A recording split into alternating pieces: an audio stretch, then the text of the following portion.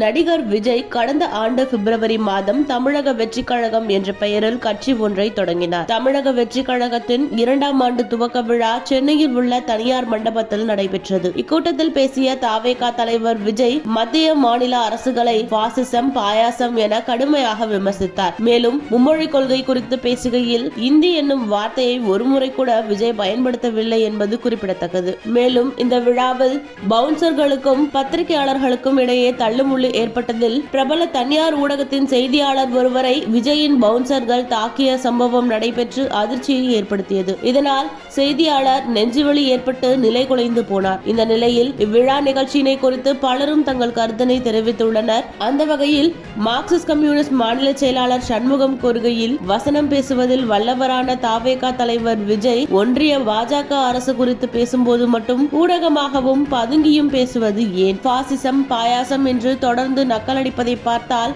இரண்டு குறித்தும் அவருக்கு எதுவும் தெரியாது என்றே கருத வேண்டியிருக்கிறது என தெரிவித்தார். மேலும் மூத்த பத்திரிகையாளர் தராசு ஷியாம் கூறுகையில், இந்தி திணிப்பு, மொழிக் கொள்கை, நிதி பகிர்வு, தொகுதி மறுவரையறை உள்ளிட்ட தமிழ்நாட்டின் முக்கிய பிரச்சனைகள் பற்றி விஜய் பேசவில்லை. இந்தி திரையுலகில் அவர் படத்திற்கு ஆபத்து வந்துவிடும் என நினைக்கிறாரோ என்னவோ என கூறியிருந்தார். விடுதலை சிறுத்தைகள் கட்சி தலைவர் திருமாவளவன் கூறியதாவது, வெறும் சினிமா புகழை வைத்து மட்டும் எதையும் மாற்றிவிட முடியாது. மக்கள் விவரமானவர்கள், தற்போது உள்ள இளைய தலைமுறை தெளிவாக உள்ளனர் என விமர்சித்தார்.